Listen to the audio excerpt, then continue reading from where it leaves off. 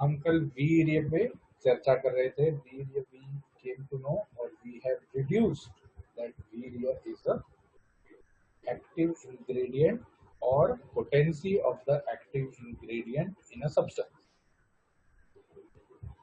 आयुर्वेद में वीर्य दो तरह के माने, 8 तरह के माने हैं और उसी को डाउन साइज करके फिर दो तरह के वीर्य माने हैं, उष्ण वीर्य और शीत वीर्य। 8 तरह के जो वीर्य हैं वो गुण ही हैं, जो 8 तरह के गुण ही हैं। और आचार्य का कहना यह है कि ये जो 8 गुण हैं ये बाकी 12 पे भारी पड़ते हैं, इसीलिए इनको वीर्य माना गया है। ये जो 8 गुण हैं they have more power than the rest 12, that is why they have been called as वीर्य। तो वीर्य के बाद व्हाट कम्स इज वीर्य का कार्य, जो भी हमने कल देखा। उष्ण वीर्य, शीत वीर्य। उष्ण वीर्य में गर्मी शरीर में बढ़ जाती है, शरीर में गर्मी बढ़ जाती है उष्ण वीर्य वाले द्रव्य लेने से। तो इसीलिए भ्रम, तृष्णा, भ्रम मतलब चक्कर आना, तृष्णा, ग्लानि, ग्लानि मतलब क्या कहते हैं उसको, घेरी आना, मतलब भ्रम मतलब ऐसे सब हिल जाना, और ग्लानि मतलब आग के सामने अंधेरा जैसा आना। तम दर्शन, स्वेद, स्वेदन होना, दाह, जलन होना, और पाक मतलब पक जाना, कोई चीज पक जाना। तो ये जो होते हैं ये सिम्टम्स उष्ण वीर्य लेने से होते हैं, लेकिन कौन सा द्रव्य लिया है और कितनी मात्रा में लिया है ये भी उतना ही जरूरी है। अब जैसे भल्ला तक है, तो भल्ला तक उष्ण वीर्य वाला है। भल्ला तक मतलब जो मार्किंग नट बोलते हैं जिसको, विभितक, सॉरी विभितक नहीं, भल्ला तक मतलब काला कलर का बीज आता है जिससे तेल निकलता है। ओके, भल्ला तक को छोड़ दो, चलो काली काली मरी, काली मरी जो मरी आती है वो काली मरी भी उष्ण वीर्य है जो हम खाने में डालते हैं। तो एक काली मरी खाने से किसी को भ्रम, तृष्णा, ग्लानि, स्वेद, दाह शायद हो जाएगा थोड़ा सा मुंह में, लेकिन बाकी ये लक्षण नहीं होंगे। हाँ, लेकिन अगर आप दिन भर काली मरी ही खाओ तो जरूर से भ्रम, तृष्णा, ग्लानि, स्वेद, दाह और पाक हो। तो कौन सा द्रव्य खाया है और कितनी मात्रा में खाया है ये भी उतना ही जरूरी है। हर उष्णवीर्य वाला चीज ये सब सिम्टम्स करेगा, लेकिन काल और मात्रा की अपेक्षा से करेगा, काल और मात्रा की अपेक्षा से करेगा। अब उष्णवीर्य वाले हैं तो वो उष्ण द्रव्य हैं, वात और कफ ये दोनों शीत द्रव्य हैं। तो उष्णवीर्य वाले द्रव्य जो हैं वो वात और कफ को शांत करते हैं, इसीलिए वो वात शामक कहे गए। अब चलते हैं हम शीतवीर्य। शीतवीर्य जो है वो प्रहलाद, जीवन और स्तंभन करने वाला है। प्रहलाद मतलब फ्रेशनेस लाने वाला या ताकत लाने वाला। जीवन मतलब जीवन, लाइफ को आगे बढ़ाने वाला या लाइफ को कंटिन्यूअस रखने वाला। और स्तंभन, स्तंभन मतलब किसी चीज को रोक देने वाला। अब शीतवीर्य कौन सा द्रव्य है? शीतवीर्य समझो शतावरी है। शीतवीर्य सबसे बेस्ट मतलब दूध। दूध आप कितना भी पियोगे, दूध कितना भी पियोगे तो आपको भ्रम, तृष्णा, ग्लानि, स्वेद, पाक ये सब नहीं होगा। अच्छा, मैं पाक समझाना भूल गया। पाक मतलब किसी चीज का पक जाना। हम सबको पिंपल्स आते हैं जब हम यंग, आपके एज के होते हैं, मुझे तो नहीं आते, मैं तो बूढ़ा हो गया। तो जब हम यंग होते हैं तो पिंपल्स आते हैं। तो पिंपल्स आर यूजुअली फर्स्ट सिर्फ एक स्किन में मच्छर काटे जैसा बड़ा सा गोला आ जाता है, फिर उसमें धीरे धीरे पस जमने लगता है। तो दैट पस फॉर्मेशन इज पाक, that is one type of पाक। द नेक्स्ट पाक इज अग्नि का पाक। अग्नि आहार रस में, अग्नि आहार को आहार रस में जो कन्वर्ट करता है वो भी पाक कहा जाता है। तो उष्णवीर्य वाली चीजें जो है वो पाक को बढ़ाती है, इसका मतलब वो अग्नि को बढ़ाती है। दूध पी के किसी के अग्नि नहीं बढ़ेगी, लेकिन उष्णवीर्य चीजें खाने से अग्नि बढ़ जाती है। एट द सेम टाइम उष्णवीर्य चीजें खाने से अग्नि बढ़ जाती है। एट द सेम टाइम शीतवीर्य पीने से, शीतवीर्य वाली द्रव्य लेने से अग्नि शांत हो जाती है। शांत हो जाती है मतलब आदमी मर नहीं जाता, लेकिन अग्नि कम हो जाती है। ठीक है, तो प्रहलाद, जीवन और स्तंभन ये शीतवीर्य वाले द्रव्य के कार्य हैं और रक्त पित्त शामक है। इसीलिए जब हम एसिडिटी होती है तो क्या लेते हैं? ठंडा दूध लेते हैं। एक तो दूध शीतवीर्य है, ऊपर से उसको ठंडा करके लेते हैं तो पित्त शामक है। साथ ही साथ शीतवीर्य वाले द्रव्य जो हैं वो रक्त शामक भी है। अब रक्त दोष नहीं है, लेकिन सुश्रुताचार्य ने रक्त को दोष माना है। और रक्त सबसे ज्यादा अगर किसी से दूषित होता है तो वो पित्त से होता है। तो इसीलिए हम फेस पैक लगाते हैं। फेस पैक में हम क्या लगाते हैं? चंदन, उसके बाद सारिवा, उसके बाद मुल्तानी मिट्टी। ये सब रक्त प्रसादन द्रव्य है, रक्त को शुद्ध करने वाले द्रव्य हैं। ये क्यों लगाते हैं? क्योंकि रक्त को पित्त से अलग करते हैं या रक्त का प्रसादन करते हैं। प्रसादन मतलब रक्त की दुष्टि को निकाल देते हैं।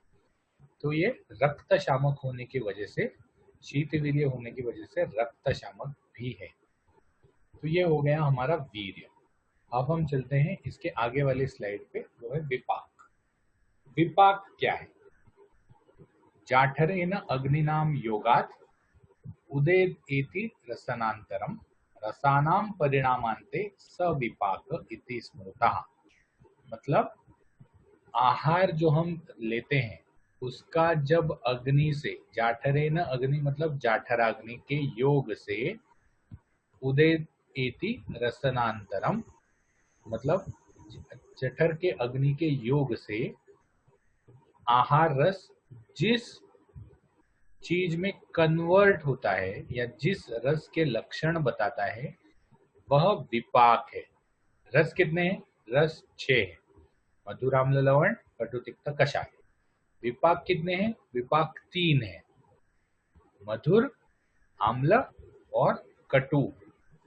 तो उसके बाद रसानाम परिणामांते, जो परिणाम कर रस होता है, जो रस लास्ट में पचन के बाद बनता है या जिस रस का इंडिकेशंस या कंडीशंस दिखता है, वो विपाक है। विपाक 3 प्रकार के होते हैं, रस 6 प्रकार के होते हैं। तो कौन से रस का कौन सा विपाक होता है? स्वादो पटुश्च मधुरम। पटु मतलब लवण, स्वादो मतलब मधुर। तो मधुर और लवण रस वाली चीजों का मधुर विपाक होता है। स्वादो पटुश्च मधुरम, मधुर और लवण रस का मधुर विपाक होता है। आम्लो आम्लम, आम्ल रस का आम्ल विपाक होता है। पच्यते रसः, पचने के बाद आहार रस जब बनता है तब।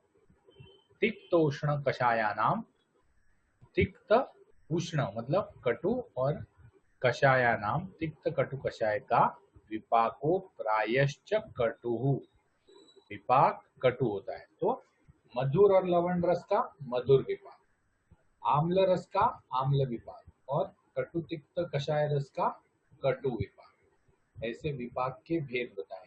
यहाँ पर विपाक समझना जरूरी है।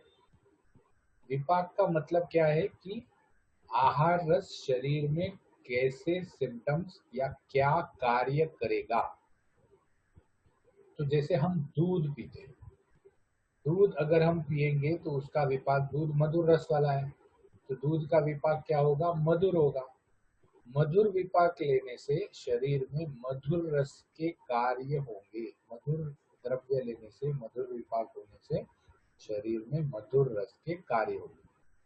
मधुर रस के क्या कार्य हैं वो उन्होंने रस भेदी अध्याय में बताया, वो हम आगे पढ़ने वाले हैं। तो अभी हम इतना ही समझ लेते हैं कि मधुर रस का विपाक अगर हो या मधुर विपाक अगर हो तो मधुर रस शरीर में बढ़ जाएगा या मधुर रस के जैसे कार्य दिखाई देते हैं। आम्लो आम्लम, आम्ल रस लेने से आम्ल रस के कार्य दिखाई देते हैं। जैसे हम बहुत सारा, अभी विनेगर है, विनेगर, सिरका, तो विनेगर आम्ल रस वाला है। विनेगर अगर हम लेंगे तो आम्ल रस के कार्य होंगे। आम्ल रस के कार्य क्या है? शरीर में आम्लता बढ़ जाएगी, एसिडिटी बढ़ जाएगी शरीर में। सिमिलरली स्टमक में भी एसिडिटी बढ़ जाएगी। तो आम्लो आम्ल, विनेगर ज्यादा पीने से एसिडिटी बढ़ जाएगी। तिक्तोष्ण कषायानाम विपाको प्रायश्च कटु। तिक्त मतलब कड़वा, कटु मतलब तीखा, और कषाय रस वाली चीजें लेने से कटु रस बढ़ जाता है। कटु रस के कार्य शरीर में बढ़ जाते हैं। किसी आदमी को ये देखा है कि सुपारी खा के मोटा हो गया? नहीं। किसी आदमी को ये देखा है मिर्ची खा के मोटा हो गया? नहीं। शुगर बढ़ गया? नहीं। किसी आदमी को ये देखा है कि, तो कटु रस जो है वो शरीर का अपचय करने वाला है, शरीर को कम करवाने वाला है।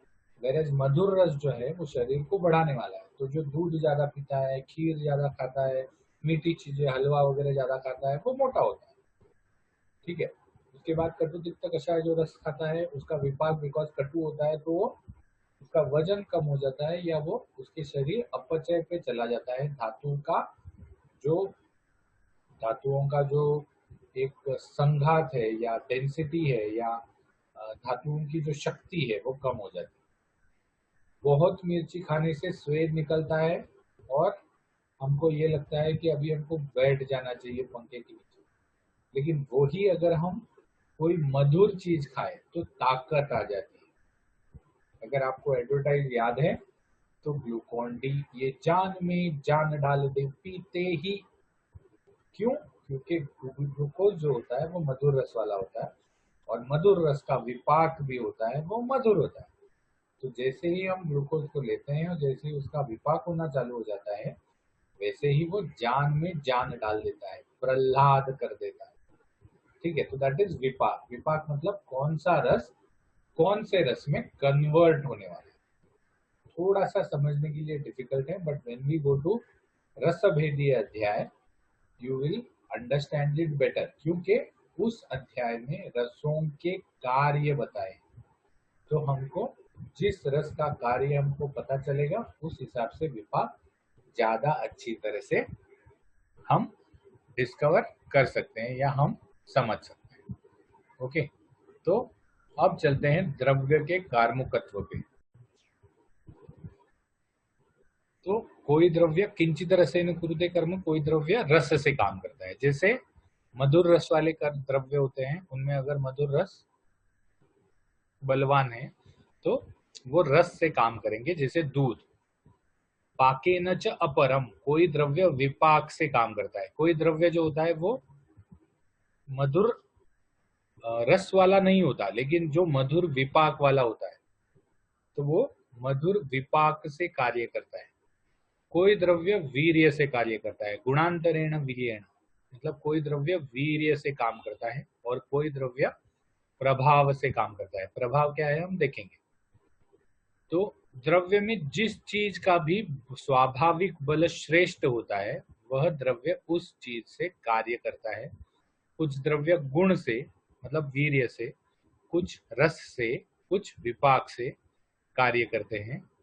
परस्पर विपरीत गुण के संयोग में जो बलवान है उसका कार्य दिखता है। मतलब अगर कोई द्रव्य ऐसा हो जो मधुर कषाय हो तो मधुर रस के कार्य अलग हैं और कषाय रस के कार्य अलग हैं। तो कोई द्रव्य जो अगर दो विपरीत रस वाला हो तो जो रस बलवान है उसमें उस द्रव्य के हिसाब से कार्य करता है। सो नेक्स्ट स्लाइड में क्या बताया है? अंतरांतर श्रेष्ठता। रस से विपाक श्रेष्ठ है, रस और विपाक से वीर्य श्रेष्ठ है, और रस विपाक और वीर्य से प्रभाव श्रेष्ठ है।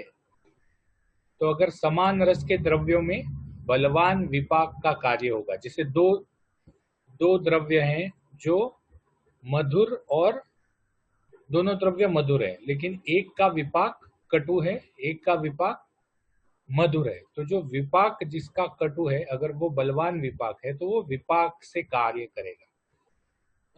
अब यहाँ आप बोलेंगे कि मधुर और लवण रस के तो मधुर विपाक ही होता है, तो ऐसा नहीं है। वहां पर उन्होंने प्रायश्च ये वर्ड डाला है। प्रायश्च मतलब ज्यादा करके, ज्यादातर। अगर आप पिछली स्लाइड देखें तो पिछले स्लाइड में विपाक को प्रायश्च कटु लिखा है। प्रायश्च कटु मतलब ज्यादा करके विपाक कटु होता है, लेकिन ऐसा नहीं, किसी मधुर द्रव्य का विपाक कटु भी हो सकता है, लेकिन ऐसे द्रव्य बहुत कम मिलते हैं। तो रस से विपाक श्रेष्ठ है, विपाक से वीर्य, रस और विपाक से वीर्य श्रेष्ठ है, और रस विपाक और वीर्य से प्रभाव श्रेष्ठ है। तो समान रस और समान विपाक में बलवान वीर्य का कार्य होगा। जैसे दो द्रव्य अगर मधुर रस और मधुर विपाक है, लेकिन एक द्रव्य उष्ण वीर्य है और एक द्रव्य शीत वीर्य है, तो वीर्य अगर उसका बलवान है तो वो उष्ण वीर्य काम करेगा, उष्ण वीर्य से काम करेगा। उसके बाद प्रभाव से काम, तो अगर रस विपाक और वीर्य दोनों द्रव्यों के सेम है, तो जिसका स्पेशल प्रभाव होगा, जिसका प्रभाव श्रेष्ठ होगा, वो प्रभाव से कार्य करेगा। तो ये प्रभाव है क्या चीज, लेट अस सी दैट। प्रभाव है क्या? रसादि साम्य यात कर्म विशिष्टम तत्प्रभावजम। मतलब दो द्रव्यों के अगर रसादि, रस वीर्य विपाक सेम है, और अगर उनके फंक्शन में, उनके कार्य में, शरीर पे जो भी सिम्टम्स बोलो वो द्रव्य दिखाते हैं, उनमें फर्क है, तो सिंपल है कि एक द्रव्य का वो प्रभाव है।